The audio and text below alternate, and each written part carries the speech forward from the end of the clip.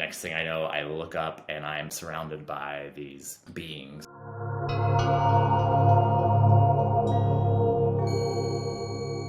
To be honest, I had a pretty good life. I was connected to intuition. I knew what I wanted. I went after it. I found myself mid-20s in New York City, working in media, good friends, good job. Life was going well. I would say it wasn't until about 2015 I had a series of like just really unfortunate events, one after another, like professional, health, relationships, just kind of like repeatedly being hit over and over again by the life bus, and slowly finding myself in like a depressive state. And I don't know that I had the words to call it that at the time, but that's what it was. There was also a real sense of victim mentality, like everything was happening to me, and there was this added layer of like self-loathing that I deserved it. And I don't think that it was so bad that it was impacting me that people were like trying to have an intervention, which I almost wish that there was. But one by one, failure by failure, health issue by health issue, you just start to shrink. It wasn't until the pandemic with a number of people that I started to really like look at my life, and I took myself out of New York City, moved upstate, which soon find myself at like my first transformative psychedelic experience.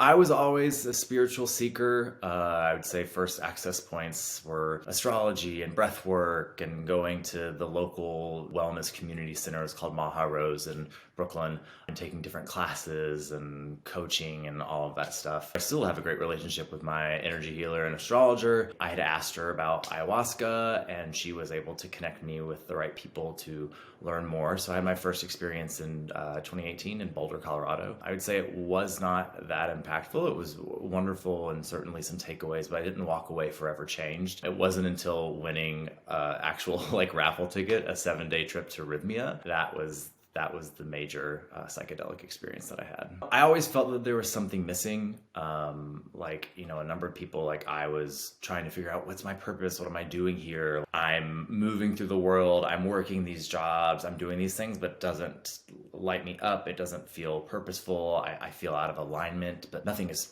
wrong per se. I'm not like struggling with a specific trauma. I just felt a little lost.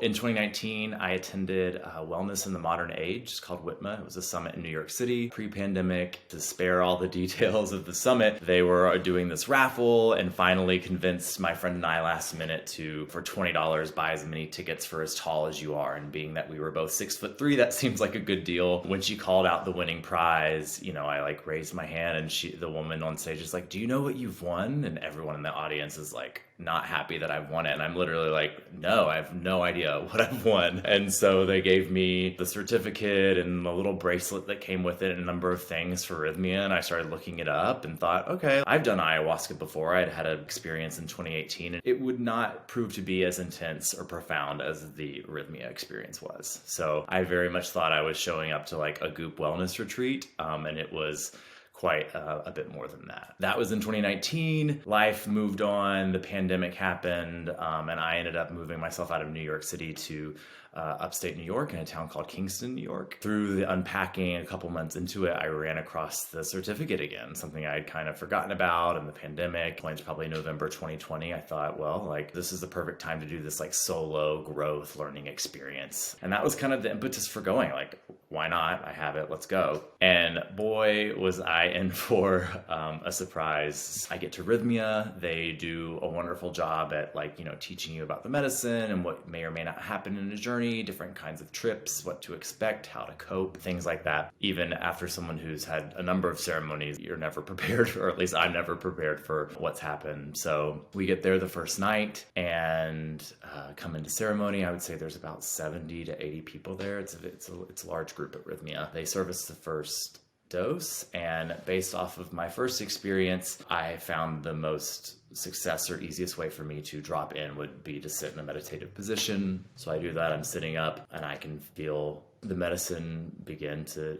come in. All of a sudden there is this like, "Come in and know me better, man," which is like the Muppet from A Muppet Christmas Carol that goes to Christmas Present, which is like a very on-brand access point for me to feel like I can drop into this journey. And so I do some geometric visuals, just kind of standard hallucinogenic drop into the trip. The next thing I know, my mouth goes numb because of the classes at Rhythmia. They've told you this is usually a precursor to a sacred surgery. This is something that happens commonly in different people's trips, all this stuff. So I'm like, okay, here we go. And so I decide to lay down, and next thing I know, I look up and I'm surrounded by these beings of the, I would say, robotic, mechanical, and that they're often described in other people's visions as well. And they are attempting to operate on my mouth, and that is when my ego kicks in and is trying to narrate and hold on for dear life and get me out of this experience. And that's when Mother Ayahuasca came in and said something along the lines of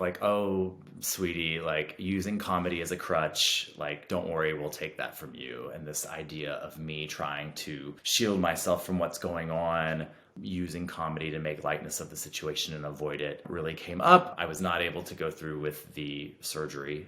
I could not surrender, and that's something I kind of still show up to ceremony to work on, my level of being able to surrender. So I went into this whole vision and scenario where they're identifying and we're going through all the bags that I carry, the way I want people to view me, the way I show up in the world, everything I'm holding on to so tightly. She's really offering to take all of that off my hands, that I can just let it go, that it doesn't have to be hard. I struggled so hard. It was very hard, just struggling. That was kind of the bulk of night one. I spent the entire next day crying in a hammock, just totally distraught, and what the hell was that? Even to the point to where there's a medical clinic on site, and I go to the medical clinic. I might as well have put on a wig and said let me speak to your manager, because I was I cannot go back in there. It was 30 minutes until ceremony 2, and I just did not think I could do it. And they were wonderful and put me in touch with a shaman, and we talked some more, and I finally convinced myself to get back in there for night 2, which really restored my faith into it. I was finally able to relax, whereas night 1, maybe I was looking at the crying and the screaming and the wailing, the purging that's happening around me, and it didn't feel so evil or dark. I allowed myself to feel the wildness of it, the joy and the laughter and dancing, and really seeing the beauty in what they were purging, and not finding judgment around that, or myself, allowing myself to do that. My trip to Rhythmia just really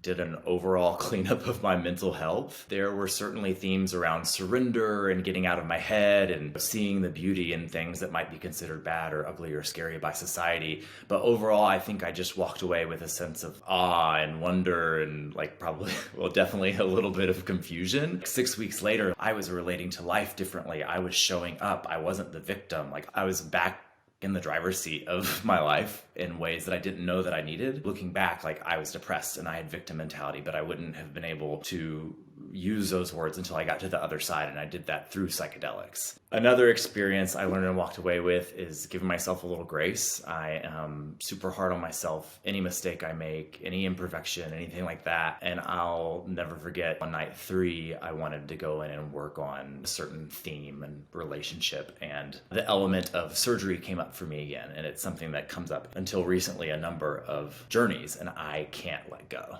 Through all of the struggle and all of everything I went through in night 3, she still gave me what I wanted. Maybe it wasn't the fullest expression of it, but she gave me just enough. That also felt like grace. So if she can give that to me, I can give that to myself when I mess up or when I'm not doing what I'm supposed to do or surrendering the way that you're supposed to surrender. So that is something I really keep with me. Telling my story is a big way to integrate. So this is part of my integration 2 years later. I'm sharing it with other people. Actually, for the first time, I went back and listened to the voice notes. So each night I went back and recorded a voice note. And it was so wonderful to re-listen to those again today and hear a little tidbit and nuance. And I knew the key points, but that's a big part of integration. And I will say that as I've moved on from this experience, I didn't have the integration tools when I went to this. I didn't know how important it was. I just didn't know what I was getting myself into, if I'm being honest. And so I think that I've worked towards building community or working with the community I have to let them to kind of bring them into this experience, whether or not they choose to do it. It's a slippery slope of coming back from a retreat and trying to explain what happened to someone who hasn't done it, may or may not have interest. And I learned those lessons and what's the balance there. But, I think sharing my story, reminding myself of those learnings, whether it's through and being in my body when I learn them. So doing a lot of yoga with intentions around these or the learnings that I had is also really helpful for me.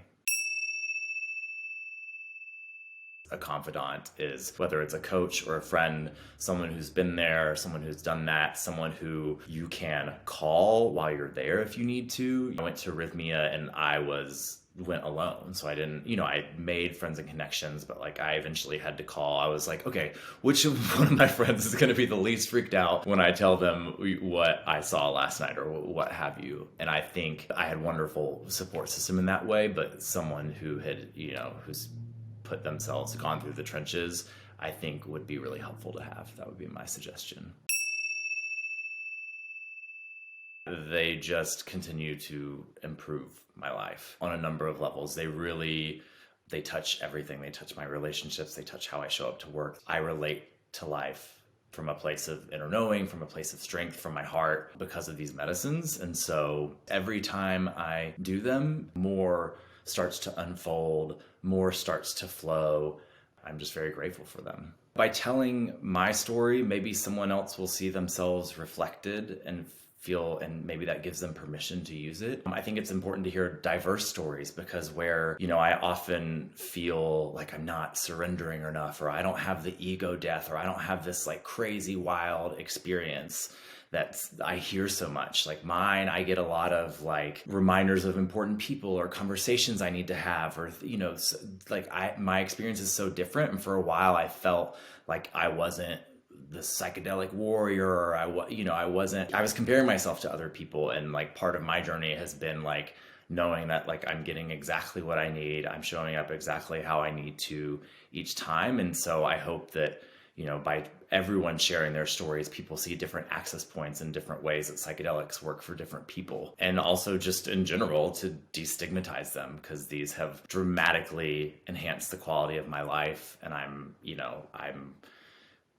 not, out there always doing them. I very much revere the medicine, use them in therapeutic context, but it's important that people, if it resonates with them and are interested in them and have gone through the screenings and that it's safe, that they're able to know that this could be a solution for them.